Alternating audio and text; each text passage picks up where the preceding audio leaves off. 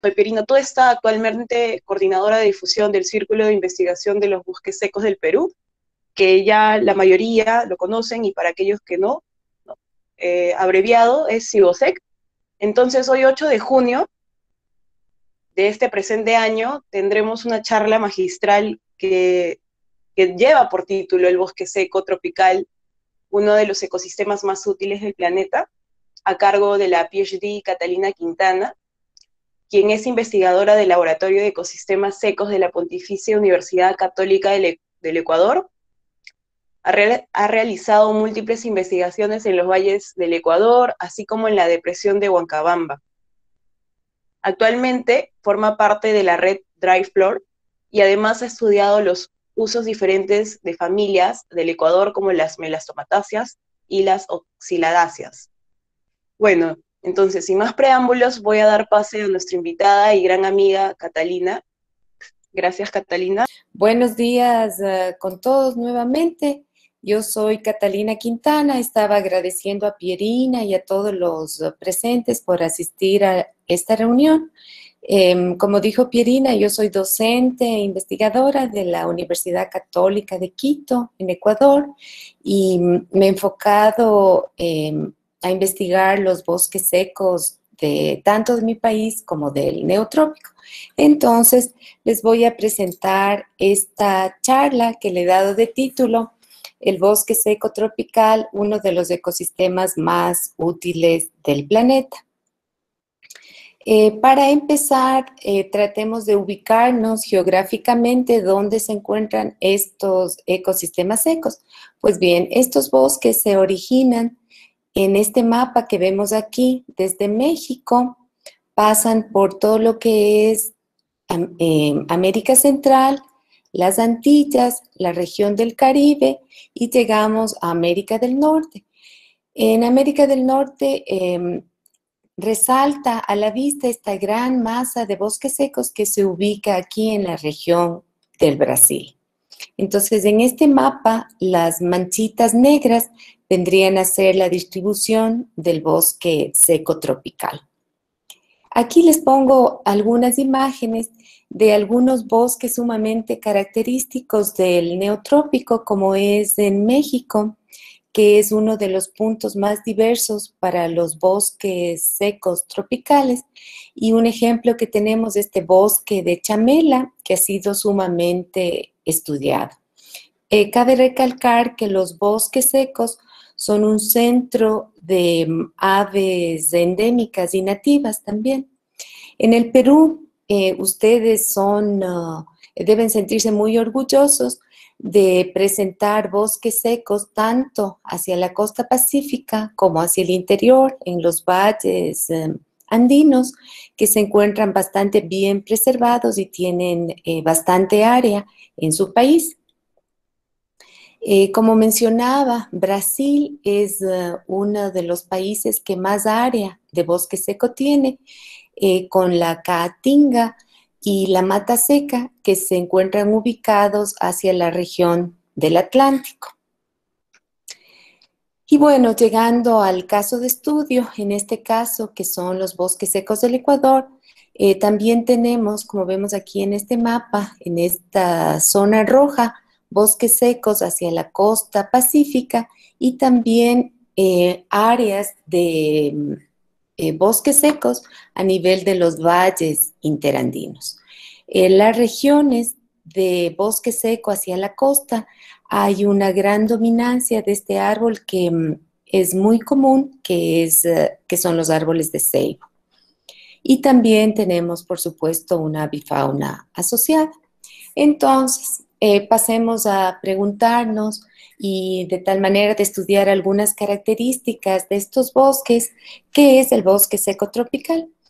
El bosque seco puede encontrarse fisionómicamente en dos estructuras. Una como un bosque de dosel cerrado, en el que cuando es invierno luce prácticamente como un bosque húmedo tropical, o un bosque más abierto que se le podría llamar como un matorral xerofítico o una zona arbustiva y en la que yo le he denominado este matorral de cactus.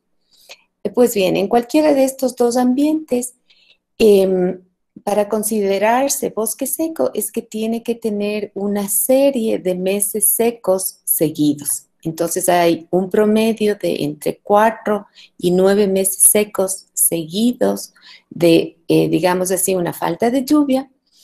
Son ecosistemas en los cuales no hay heladas, una precipitación promedio entre 250 a 2000 milímetros, una temperatura promedio de 17 grados y, por supuesto, esta característica de ser deciduos, es decir, de perder sus hojas en época seca.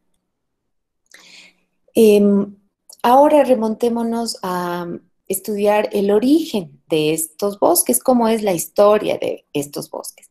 Para eso tenemos que pensar en cómo fue el levantamiento de los Andes.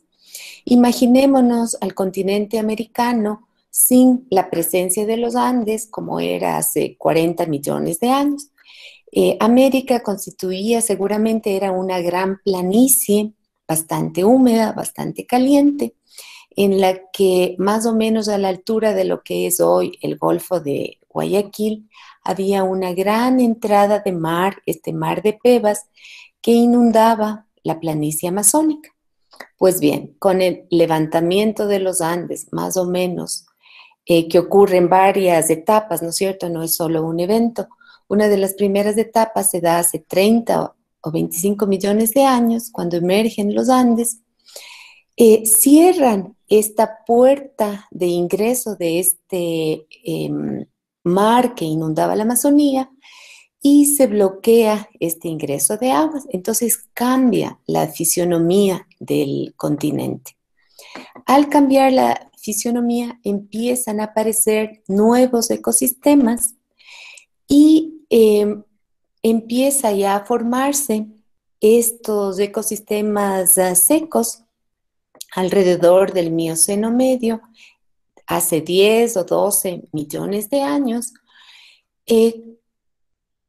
cuando se registran hallazgos fósiles que datan de esta época. Se encontraron estos fósiles de unos frutos de una legumbre y de frutos de esta anacardiácea, que sería una pariente del mango, ¿no es cierto?, en valles secos ecuatorianos al sur del país, en la zona de la provincia del Azuay.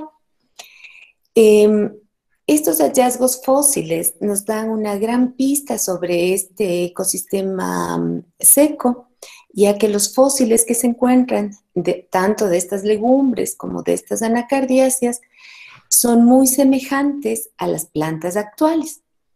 Y eso nos refleja que existe estabilidad de este ecosistema, por lo que se han conservado los nichos ecológicos. Si recuerdan el primer mapa que les puse sobre la distribución de los bosques secos tropicales a nivel del neotrópico, podemos observar que el patrón es de una distribución disyunta. Pues bien, a nivel del un estudio local, como es en el caso de del Ecuador, la distribución de esos bosques también es disyunta. ¿A qué se debe este patrón de distribución? Bueno, puede ser factores antropogénicos, pero también se cree que es una consecuencia de efectos climáticos del Pleistoceno, cuando el clima se volvía más frío o más cálido, entonces los bosques era como que se expandían y se contraían. Entonces puede deberse a esos dos fenómenos. Esta distribución disyunta de los bosques secos hace que estos bosques alberguen una gran cantidad de especies endémicas. ¿A qué se debe esta estructura de albergar especies endémicas? A que estos parches de vegetación han permanecido aislados por mucho tiempo, dando lugar a la aparición de especies endémicas También en estos parches de vegetación, la inmigración es limitada, ya que existen fuertes barreras geográficas para su dispersión, quebradas profundas, ríos, lugares complejos que no permiten la dispersión de las especies. Pues bien, en estos ambientes secos donde existen de 4 a 9 meses secos seguidos de falta de lluvia, las plantas tienen que mostrar adaptaciones morfológicas para sobrevivir a estas condiciones. Algunas plantas presentan rizomas para almacenar ahí el agua, tipos especiales de metabolismo, como es el metabolismo CAM de algunas hierbas, acumular el agua a nivel de los troncos, como es el caso de los ceibos, hojas suculentas, como son las crasuláceas.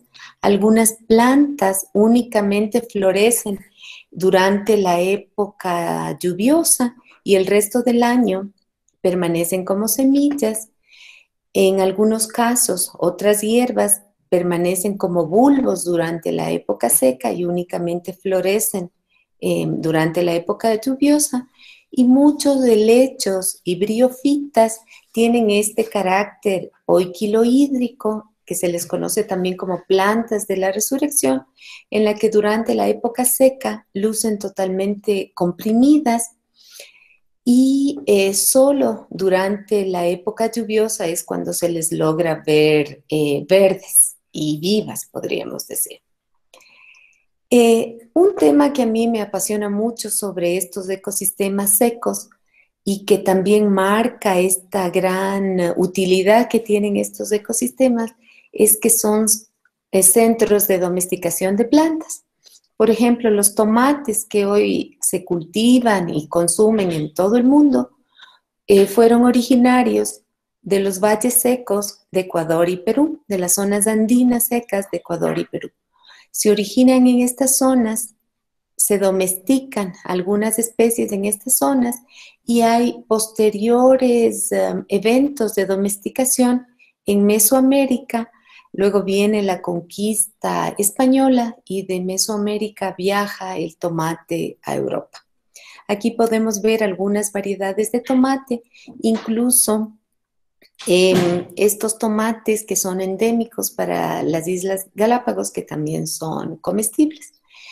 Y vale la pena recalcar que las zonas andinas de Ecuador y Perú, en los centros de origen que describe Vavilov, este gran científico ruso que reconoce varios centros de origen en todo el planeta, entre los cuales se encuentran algunos en Asia, en África, en Mesoamérica. Él también designa un centro de origen a las zonas andinas entre Ecuador y Perú. Entonces el tomate se encuentra en estas zonas.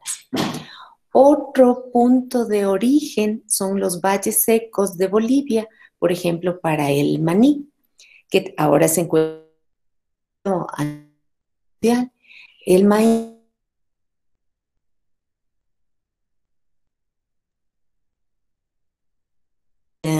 este valle de Tehuacán que lo menciona Vavilov en sus estudios. Tenemos muchos otros productos alimenticios que se han originado en estos valles secos. En Perú también tienen las tunas, ¿no es cierto? Aquí en Ecuador también son comunes en estos valles secos. Los ajíes, su centro de origen en Mesoamérica, en Centroamérica. Pero, por ejemplo, en Ecuador es el centro de diversidad para el género Capsicum y muchos de los ajíes que tienen el picor más fuerte se encuentran tanto en Ecuador como en Perú. Y podríamos nombrar una infinidad de frutos que son característicos de estos valles que también se comparten con sus valles secos, como las frutas de la pasión, las guayabas, las ingas, los camotes, en fin. Entonces, Al ser estos ecosistemas secos tan útiles para la humanidad, por supuesto, tienen una serie de amenazas para su conservación. Una amenaza viene a constituir que son centros de ciudades, centros de urbanismo. Quito, Lima, Piura se encuentran asentados sobre ecosistemas secos. La agricultura también es una gran amenaza para estos ecosistemas. Grandes extensiones de maíz, de algodón, de caña de azúcar se encuentran cubriendo estas zonas. El pastoreo de ganado también es otra amenaza. Y la tala por madera resulta también ser una amenaza grave en estos ecosistemas. Pues bien, habiendo visto esta introducción de por qué llamo a estos ecosistemas los más útiles del planeta, mi investigación se ha concentrado en los patrones de diversidad, sobre todo en el recambio florístico a nivel local, en los valles interandinos del Ecuador. También hago investigación sobre las barreras geográficas, cómo limitan o favorecen la migración de especies, y también sobre la conservación y los servicios ecosistémicos que ofrecen estos bosques secos. Pues bien, para poder contestar las preguntas que me planteo, yo establecí una serie de transectos a lo largo de los valles interandinos para investigar los árboles, los arbustos y las hierbas y encontrar cuáles son los patrones de distribución de estas especies. Por supuesto, trabajé con colecciones científicas y también con registros de herbario, con bases de datos. Entonces, registré en estas transectas a lo largo de los valles interandinos 313 especies de plantas vasculares, que la mayoría cae bajo esta forma de vida, que son los arbustos. Aquí en estas barras podemos ver en verde a las especies nativas y en rojo a las especies endémicas. Los arbustos son las especies más ricas, tanto de especies nativas como de especies endémicas, seguidas por las hierbas y por los árboles. Una de las preguntas planteadas eran si están los valles secos dominados por especies raras. Podemos ver aquí en estos gráficos el número de individuos por especie que presentan los árboles. Entonces decimos que los árboles sí están dominados por especies raras, ya que hay pocos individuos por especie. En cuanto a los arbustos, el patrón es diferente y vemos que existen muchas especies, muchos individuos por especie, entonces no están dominados por especies raras, mientras que las hierbas tienen un patrón similar a los árboles y sí están dominadas por especies raras. En cuanto a los patrones latitudinales de diversidad, vemos que tanto para árboles, arbustos y hierbas, en cuanto a lo que es la diversidad alfa y la diversidad beta, el patrón para arbustos y para hierbas nos indica que los valles del sur del Ecuador tienen una mayor diversidad tanto alfa como beta. El patrón para los árboles es diferente.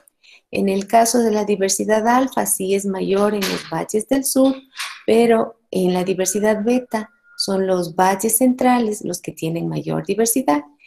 En general podemos decir que existe una correlación entre los patrones latitudinales y la diversidad. Para tratar de ver cuáles son las características que están moldeando la distribución de la composición de las especies en estos valles interandinos, hicimos algunos análisis en los cuales el resultado es que variables como el disturbio la disponibilidad del agua y la temperatura moldean la distribución y la composición de las especies, tanto de árboles como arbustos y como hierbas. Y pasando al tema de las barreras geográficas, cómo tenemos que concentrarnos nuevamente en los que hablábamos en la introducción, que es que los Andes están moldeando la distribución y la biogeografía de la flora a nivel de los trópicos nuevos, ¿no es cierto? Esta disposición norte-sur que tienen los Andes han aislado a esta estrecha franja de tierra que se encuentra hacia el Océano Pacífico de esta vasta y amplia llanura amazónica. Entonces, por ejemplo, en Ecuador ya se había mencionado en algunos estudios un inicio de la deflexión de Huancabamba, que es este valle Girón Paute que se encuentra aquí marcado con esta línea roja. Este valle se caracteriza por presentar muchas plantas endémicas y ya se había mencionado en algunas publicaciones que puede ser el centro de una barrera para ciertos grupos, para ciertas familias, o que resultaba ser un puente para otros grupos de plantas. Nosotros quisimos probar qué ocurre con esta depresión de Amotape-Huancabamba, que marca el inicio, este valle de Girón Paute, para toda la flora de los valles interandinos, que resulta ser esta zona de Amotape-Huancabamba, una barrera o un puente. Entonces, con las especies registradas en los transectos que se hicieron en los valles interandinos, vimos si esas especies que se registraron son especies que también se encuentran presentes en otros ecosistemas, como por ejemplo en ecosistemas amazónicos, en ecosistemas montanos, tanto del este como del oeste, en zonas de páramos o en zonas de bosques hacia el Pacífico. Pues bien, vimos que hay un alto número de especies que se comparten con los bosques montanos del este y también con bosques del Pacífico. Es decir, las especies de los valles secos se comparten con ecosistemas vecinos. De estas especies registradas para los valles interandinos, vimos que 74% de estas 314 especies cruzan la zona de Amotape-Huancabamba en un sentido norte-sur y que 13% de estas 314 especies cruzan esta zona de Amotape-Huancabamba en un sentido este-oeste. Entonces resulta ser un puente esta zona de Amotape-Huancabamba para las especies de los valles interandinos.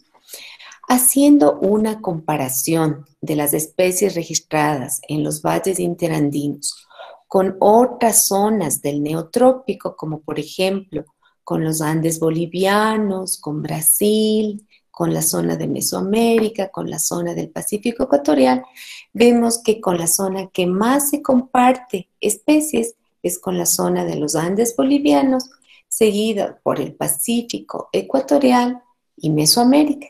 Pero llama la atención que también compartimos especies con la zona de Brasil, que se encuentra a miles de kilómetros de distancia. Entonces, concluimos que la zona de Amotape-Huancabamba resulta ser un puente para las especies de los valles secos y que seguramente efectos de eventos de vicarianza y de dispersión a larga distancia favorecerían esta presencia de especies.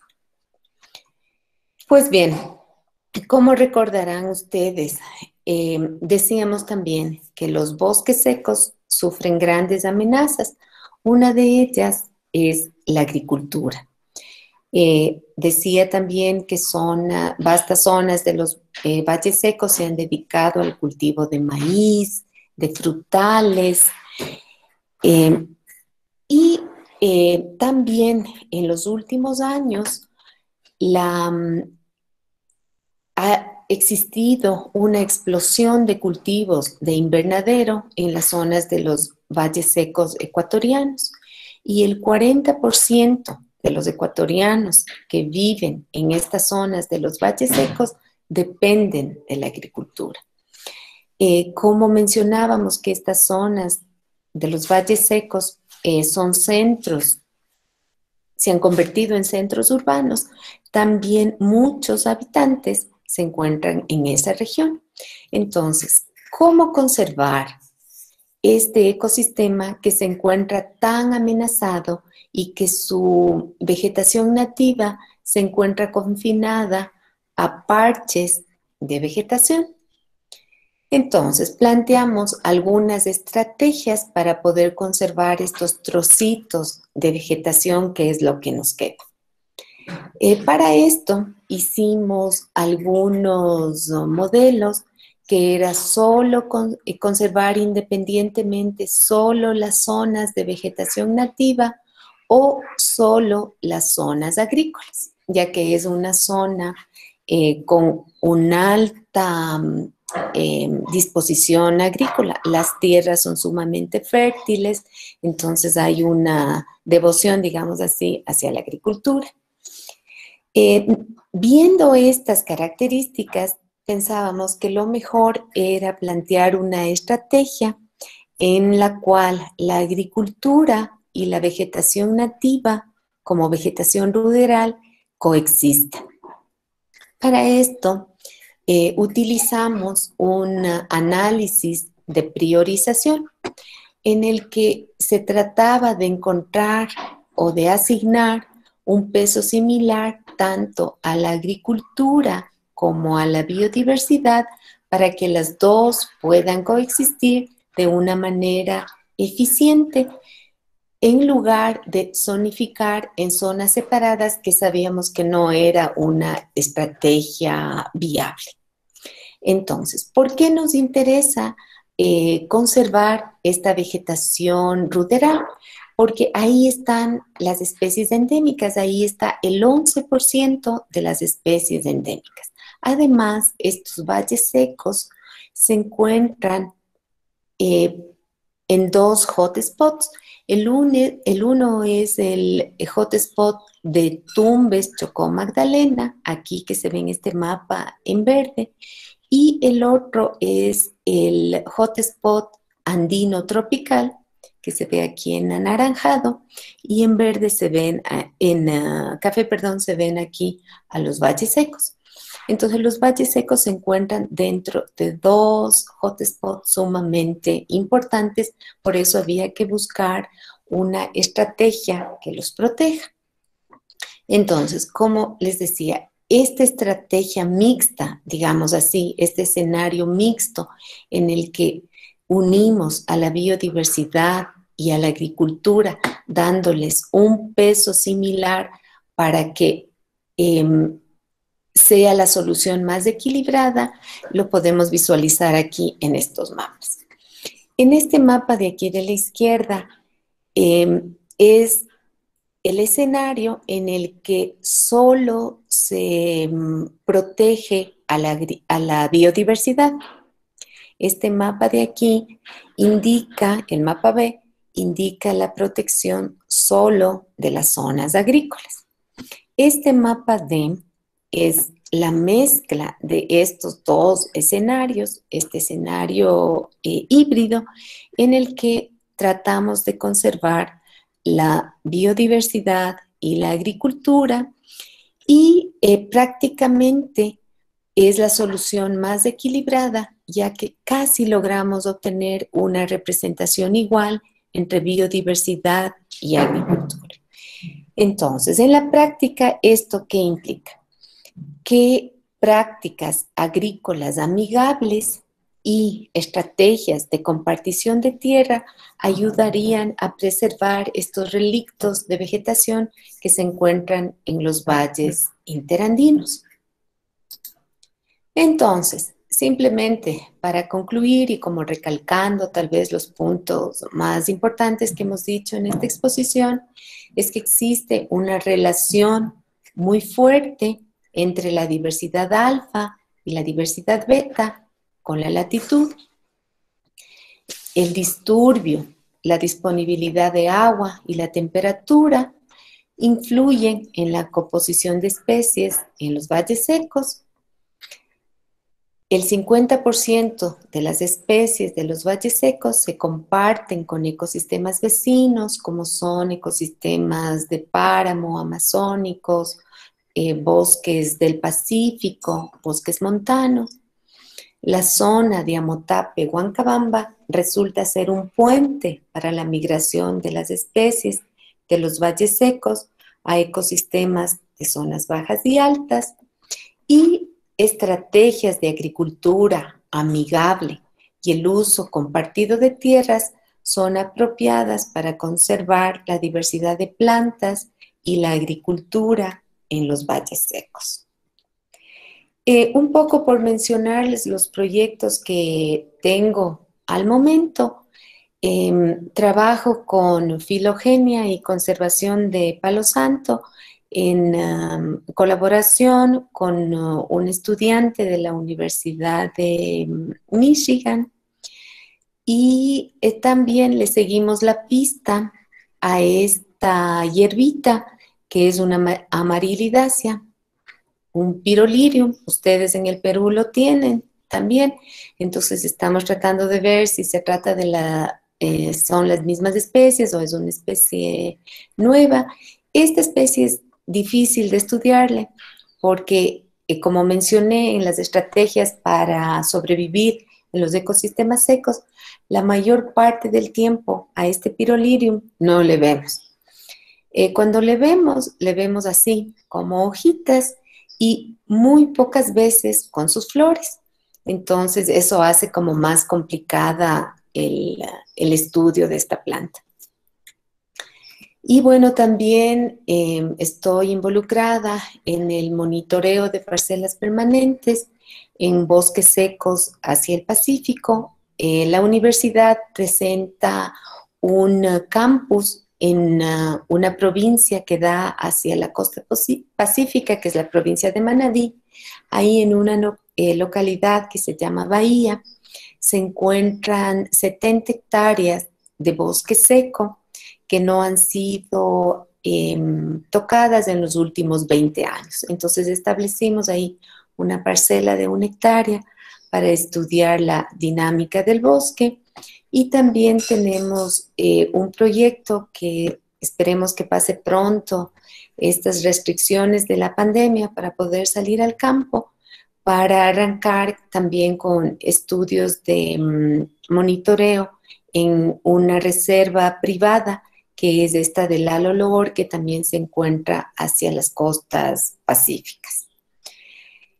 Por último, yo les quería dar una recomendación porque sé que tengo varios estudiantes como parte de esta audiencia, y es que siempre incluyan una característica de educación ambiental en los proyectos que ustedes se planteen, porque para preservar estos ecosistemas o cualquier ecosistema que usted esté estudiando, si no trabajamos con las futuras generaciones, poco se puede lograr.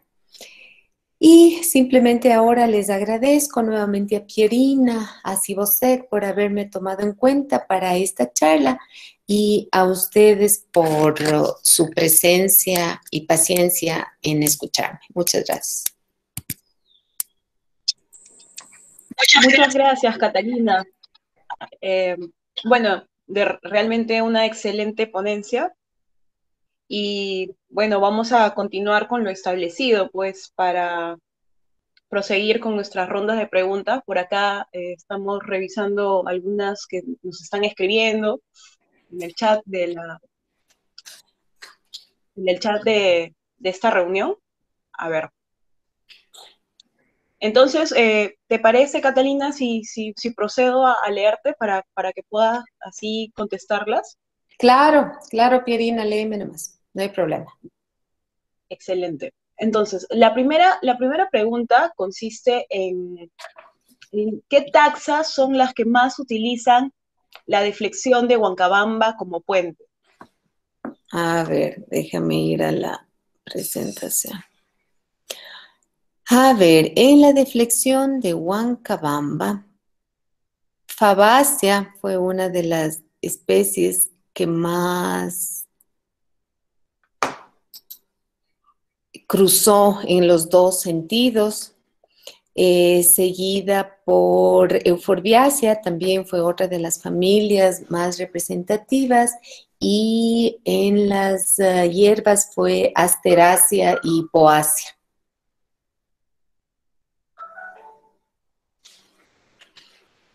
Excelente. Por acá, Rodrigo Arce nos menciona de que ha estado muy buena y una excelente conclusión. Bueno, él menciona si tiene un comentario al respecto a ver, no se trata de polarizar o contraponer, sino buscar las formas de convivencia basado en el respeto tanto para la gente, pero también para la biodiversidad. ¿Tiene algún comentario? ¿Tiene un comentario al respecto? Ah, sí, seguramente se refiere a esta cuestión de la estrategia que buscamos. Sí, así es. Sobre todo para esta zona que es tan cargada, digamos así, de agricultura. Se trataba de buscar una estrategia porque ya no se puede eh, evitar estas zonas agrícolas, ya están ahí y la gente vive de eso. Entonces, en realidad lo que se trata de buscar y lo que se debe tratar es como de buscar algo que concilie a los dos lados, ¿no es cierto? Entonces, en este caso, así es. El siguiente paso debería ser trabajar con los agricultores para que conserven estos parchecitos de vegetación nativa, indicarles que ahí se encuentran los polinizadores, los insectos que les van a ayudar para el éxito de sus cultivos, para a su vez nosotros conservar esta biodiversidad que es lo que nos interesa. Excelente. Por acá René López nos menciona de que la familia Caricacia también tiene su origen en estos ecosistemas, o sea, de alguna manera lo menciona, pero también lo pregunta. Así mismo menciona también sobre los géneros como la vasconela. Vasconcelos. Sí, las caricacias tienen su origen en estas zonas secas también, sí, así es. Un curso que yo dicto en la universidad y hemos venido estudiando eh, los productos que se han originado, las plantas útiles que ha generado estos ecosistemas, están ahí las caricacias. ¿Sí? Nosotros llamamos aquí una serie de frutos nativos que se originan en estos valles secos. Sí, tienes razón, así es. Vasconcelea es un género característico de estas zonas.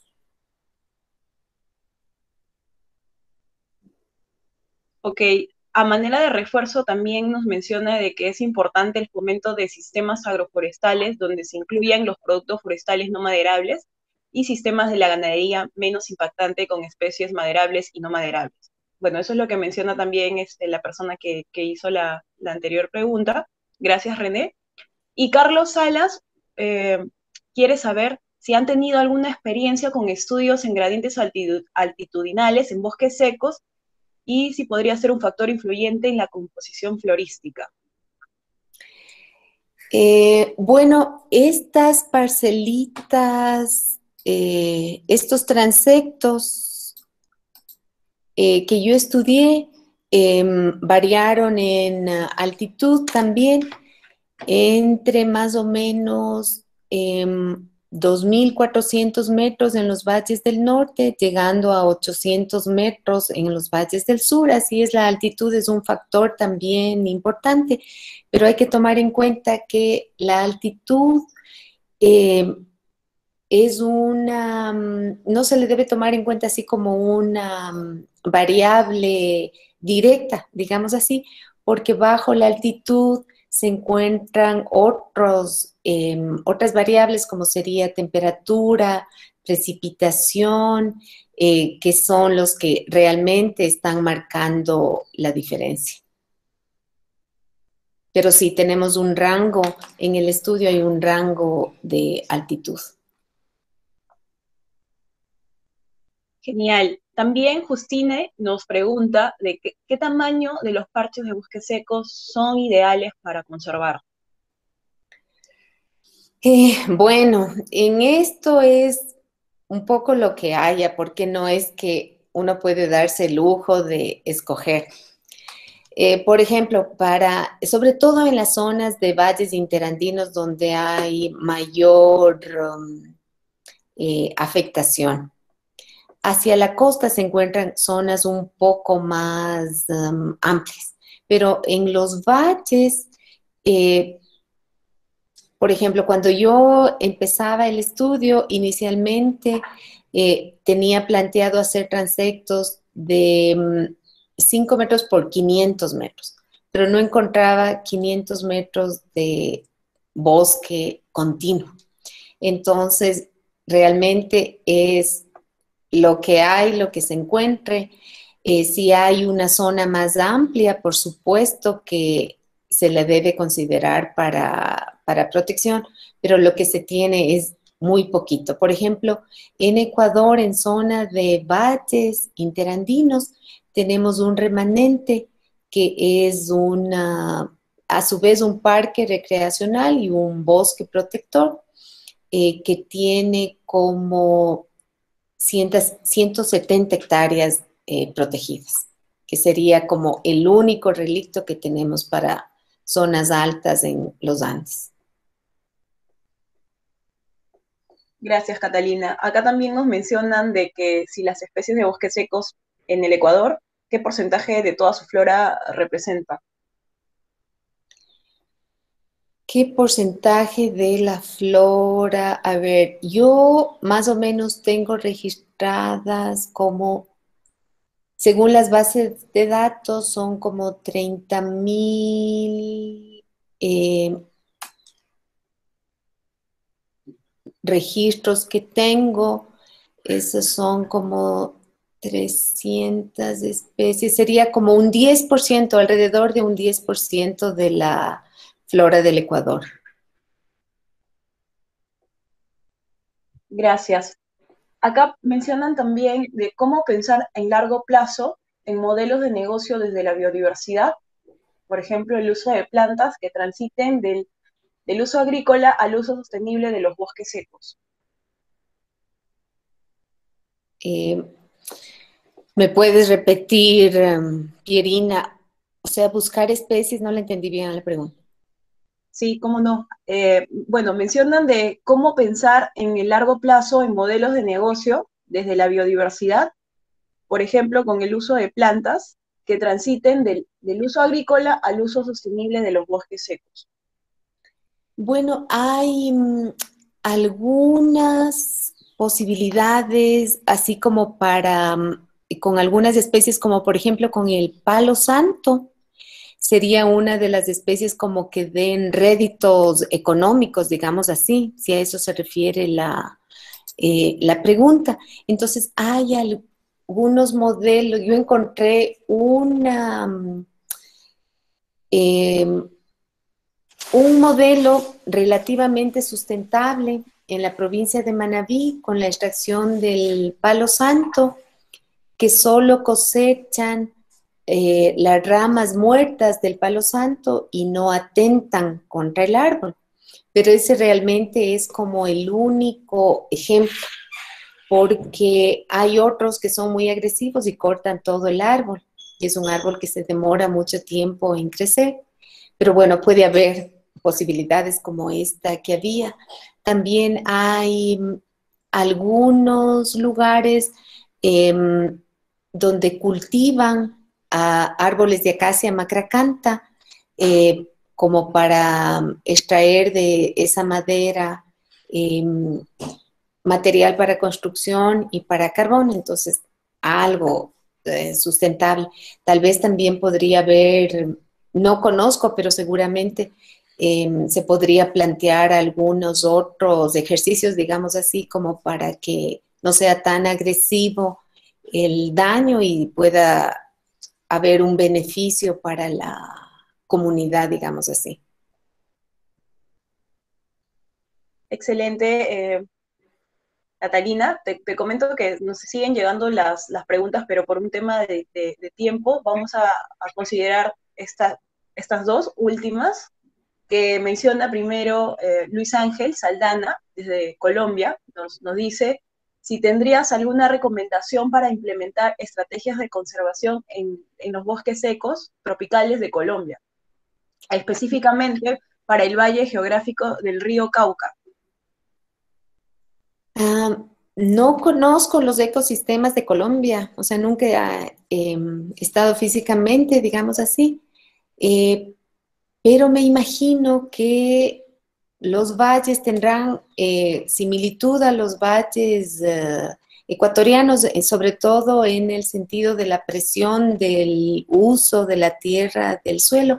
Entonces, igual una estrategia como de compartir entre la conservación de la biodiversidad y estas prácticas agrícolas amigables de no destruir totalmente la biodiversidad, esta vegetación ruderal que rodea a estas zonas agrícolas, podría ser una de las recomendaciones que se da, porque me imagino que la presión es la misma, grandes zonas agrícolas, cada vez más presión sobre estos parchecitos que quedan de vegetación nativa. Entonces sí sería como tratar de llevar de la mano entre lo que es la agricultura y esta vegetación ruderal que queda en estas zonas. Excelente. Y acá vamos con la última pregunta de Antonio Navarro, si menciona de que si considera usted que los diferentes microambientes podrían estar condicionando los índices de diversidad alfa y esto podrían ocurrir en la diversidad beta. Sí, en los valles secos es así, porque cada valle seco presenta su flora característica. Y en el Perú es una característica que me han mencionado algunos colegas peruanos y se puede leer en sus publicaciones. Cada valle seco que se encuentra aislado de otro presenta su propia vegetación, su propia flora hasta cierto punto. Entonces, por supuesto, eso incide en la diversidad alfa y más aún en la diversidad beta, porque son únicos. Cada vallecito resulta ser único en su composición. Gracias, Catalina. Y nuevamente muchas gracias a ustedes por esta gran iniciativa y a todos los participantes. Sí, excelente, muy enérgico todo. Gracias también, Catalina, y gracias a todos. Ahora, como parte de esta dinámica, me gustaría decirles si pueden prender a todos sus micros y bueno, ya irnos despidiendo y agradecer también a Catalina, ¿no? por esta charla. Así que yo doy por concluida esta reunión. Así que gracias a todos y a todas. Gracias, Pirina. Muchas gracias. Gracias. Cuídense. Gracias.